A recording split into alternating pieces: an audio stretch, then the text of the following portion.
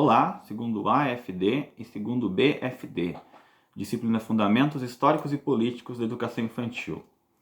Nós estamos falando sobre relações de gênero. Eu fiz um recorte histórico antes de chegar no tema específico, que é relações de gênero nas creches comunitárias. É o último tema previsto ainda nos conteúdos do primeiro trimestre, não deu tempo de trabalhar no primeiro, então estamos finalizando, estamos colocando no segundo trimestre para seguir a sequência programada ali. E na aula 9 eu comentei com vocês um pouco sobre como que foi a história da participação da mulher, as lutas femininas, e hoje eu pretendo finalizar esse tema para que possamos avançar nos conteúdos do nosso planejamento. O que eu disse para vocês sobre as relações de gênero? O que são essencialmente essas relações? Bom, seja pela cultura, pelo patriarcado muito forte na nossa sociedade, ao longo dos anos tivemos o costume, as gerações passadas, de estipular papéis sociais, de você falar assim, tal coisa é serviço de homem, tal coisa é trabalho de mulher, isso aqui é homem tem que fazer. Então os indivíduos foram definidos com papéis específicos. E a atualidade, diante de um mundo em transformação que nós estamos, a nossa sociedade, ela já não aceita mais esses papéis, né? E ainda bem que não aceita, de você deixar a mulher numa função submissa, de você pleitear que ela se contente com o papel histórico que desempenhou até então, de você deixar que desigualdades se perpetuem. Então, quando nós falamos em discussão das relações de gênero, estamos falando numa discussão sobre como superar esse processo histórico construído, como será que eu vou educar as novas gerações para que elas não cometam esses mesmos absurdos cometidos pelas gerações anteriores. E quando nós voltamos ao passado, não é apenas para fazer um juízo de valor, né? Seria anacrônico eu fazer um juízo de valor em relação ao que aconteceu. Mas é para perceber que certos comportamentos eles já não são mais condizentes com a nossa realidade. A ideia, vou falar com você de Rousseau um pouco mais posteriormente.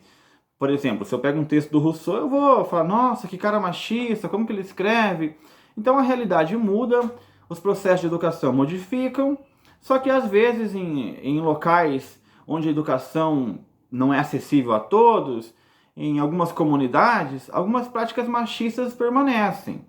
Então, justamente, temos que pensar como a escola, qual que é o papel da escola diante da inserção, diante da promoção da igualdade, que é um dos preceitos da educação contemporânea, né? Não adianta eu falar em igualdade se eu excluo a parcela feminina desse processo. Então, relações de gênero, ela tem esse foco muito direcionado para a questão da emancipação da mulher e já que a mulher precisa se emancipar, a educação do homem, dos homens, das crianças, do sexo masculino, para que venha entender a forma como ocorrem as relações, para que venha entender que não é mais tolerável algumas práticas antigas, e para que a educação realmente seja libertadora em todos os sentidos, né?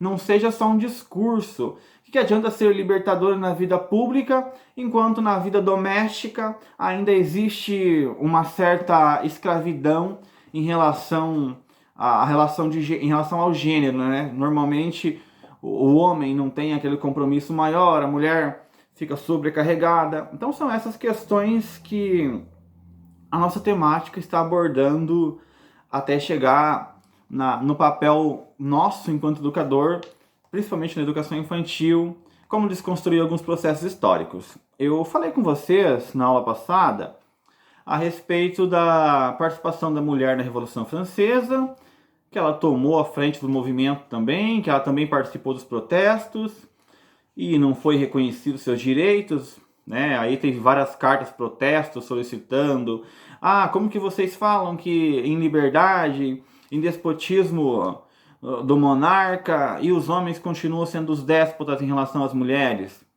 E aí eu dei um salto cronológico, fui lá para a Primeira Guerra para avisar, para explicar para vocês e relembrar como se deu o processo de inserção feminina de modo mais acentuado no mercado de trabalho, porque os homens estavam na guerra. E hoje eu vou falar um pouquinho sobre a relação mulher, Brasil, mulher na sociedade brasileira. E eu espero que vocês compreendam um pouco essas questões. Vamos lá então? Na apostila que eu enviei, na página 3, onde eu parei foi que o direito feminino foi reconhecido na Constituição de 1934. Super recente, Constituição Democrática de Vargas. E, assim, reconhecido na lei não significa que todo direito vai ser alcançado. Foi colocado pela primeira vez escrito na lei. Mas até 67 a mulher não tinha... Até o direito de propriedade dela era cerceado em relação à vontade do marido. Certo? Tranquilo? Aí nós temos um movimento internacional da ONU em 75, na página 4 ali, se quiserem me acompanhar, né? E em 78, as mulheres começam a se organizar também. A ideia de... Aqui no Brasil, principalmente... Tem que pensar que de 64 a 85, o Brasil viveu uma ditadura militar, 21 anos de ditadura. Então muitas pessoas foram expulsas do país, os chamados exilados. E nesse exílio, um país que até então o processo cultural, esses valores de igualdade, humanistas, eles não tinham chego com tanta influência no país. Então você vê intelectual indo para a Suíça, intelectual indo para o México, para os Estados Unidos. E quando esse povo volta, quando tem a lei da anistia ali, nos anos 78, 79, quando tem a transição do último ditador, né? Até o período do Emílio Garrastazu Médici foi bem tenso. Aí o Geisel começou a afrouxar um pouco, mas com Jean Batista de Oliveira Figueiredo, a partir de 1979, principalmente, as pessoas começam a voltar para o Brasil. Então quem tinha sido isolado começa a voltar. E quando eles voltam, eles já voltam com aquela sensação de querer transformar o país, né? O amor pela pátria, a saudade pelo Brasil. E aí você vai ver em muitas músicas da MPB principalmente, você vai ver muitas músicas, muitos livros do pessoal narrando como foi difícil ficar longe do país que eles amavam, da cultura. Mas quando eles vêm, eles têm contato com pensadores franceses, com pensadores italianos, com pensadores norte-americanos principalmente, e vêm com a ideia de transformar o Brasil. O Brasil até então muito influenciado pelo coronelismo, pelas relações patriarcais. As relações do campo eram relações pelo menos, né, bastante influenciadas pelo patriarcalismo, no qual a mulher não tem participação quase nenhuma. Então, a partir do final da década de 70 e o início da década de 80, que foi uma década muito importante para a história brasileira, começa, de fato, alguns movimentos feministas a tomarem corpo. E quando eu falo feministas, não entendam, não vamos colocar um sentido pejorativo nessa palavra. Eu estou me referindo aqui não a um movimento específico, mas eu estou me referindo a movimentos que pretendiam uma participação maior da mulher na sociedade. A década de 80 até 85 no Brasil é um processo de abertura gradual do país. Algumas eleições são liberadas e todo mundo sabia que ali haveria negociações para que a ditadura fosse superada, pelo menos ali nas eleições. E aí o Jean Batista, que era o nosso Figueiredo, o general Figueiredo, ele vai conduzir esse processo juntamente com o Tancredo Neves, Ulisses Guimarães, alguns dos grandes interlocutores do Brasil da época.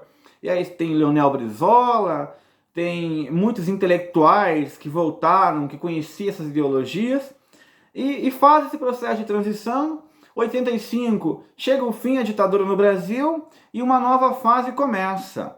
Então, a partir de 85 até 90, esses 5 anos aí, que nós fomos governados pelo presidente José Ferreira Ribamar de Araújo Costa, que é o vulgo José Sarney, precisava-se fazer um documento, uma legislação, para dar uma identidade para o novo Brasil. Que país que nós queremos? Será que nós não temos uma oportunidade aqui de fazer um país mais igualitário? Não só para os pobres, mas principalmente em relação ao sexo feminino? Então nós temos muitas discussões a respeito de que valores irão figurar em nossa Constituição. E aí em 86 tem todo aquele movimento em nome de uma Assembleia Constituinte, que culminaria na nossa Constituição ali no final de 1988. Na página 5 vocês podem me acompanhar através do texto. Eu estou olhando a informação aqui, eu coloquei que na Constituinte tinha 26 mulheres, é 25, corrijam lá por favor, tá? Acabei colocando uma informação errada. Bom, os deputados constituintes então, só para vocês terem uma ideia da disparidade entre homem e mulher, 533 homens e 25 mulheres. Dá para entender que tipo de representação a mulher teria nesse contexto? Então se fazia necessário pensar numa forma da mulher participar mais da sociedade. Né? Praticamente 50% da população com uma representatividade pífia, né? Não dá 25 para 533. É brutal a diferença. E aí vem todo esse contexto de como promover a igualdade de fato, como promover a emancipação feminina, como evitar essa questão da jornada dupla, se ambos trabalham, por que só uma tem que trabalhar num lar? Então essas questões, elas fazem parte da educação e elas precisam estar no foco das nossas gerações, né? Não dá para ficar excluindo essa parcela que tem influência considerável na formação, na educação dos filhos. Não tem como excluir mais do processo de transformação social. Não tem como falar em uma transformação verdadeira sem o acesso do público feminino, sem direitos, sem a igualdade de fato, não só de direito, mas de fato nos lares. Por isso o papel do educador é muito importante.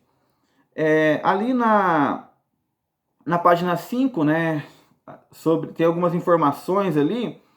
As relações de classe e de gênero são relações estruturantes da sociedade e se superpõem, ou seja, a primeira sociedade que uma criança tem acesso é o lar, a segunda sociedade é a escola, daí a importância de prestar atenção em que tipo de convivência a criança está tendo no lar, que tipo de formação ela está tendo na escola, né? Então, assim, não dá para tolerar essas relações antagônicas. E aqui há uma tentativa de desconstruir a naturalidade. Sempre foi assim, o papel da mulher é esse mesmo. Algumas religiões patriarcais também acabam contribuindo para isso, né? Então é preciso trabalhar numa definição. É um assunto cheio de controvérsias, né? Um assunto que por ser recente, nós estamos falando de 1988, na legislação, é um assunto recente e então tem muitas visões contraditórias a respeito desse papel da mulher na sociedade, do papel do feminismo, o que é lícito, o que não é. E precisamos construir, precisamos dar a nossa contribuição nessa nova formação, né? Entender assim que o homem e a mulher, enquanto papel, enquanto estrutura, enquanto função, eles são forjados na cultura, né, através das relações de trabalho, não é o nascimento que vai te determinar. Nós não somos iguais aos animais. Os animais, eles nascem e têm um instinto programado para fazer tal coisa. É a fêmea que faz isso, é o macho que faz aquilo. Nós não somos circunscritos pelo instinto. Por isso que se faz necessário, a todo momento que estamos convivendo em sociedade, pensar uma forma de aprimorar nosso convívio. Não sei se eu me faço entender aqui. O fato de você nascer de um sexo ou de outro, e aqui eu não estou falando de sexualidade, tá? Não confundam, não estou falando de sexualidade. Estou dizendo assim, o fato de você nascer, usar o termo aqui, como se usa para os animais, macho ou fêmea, não determina o que nós seremos, né?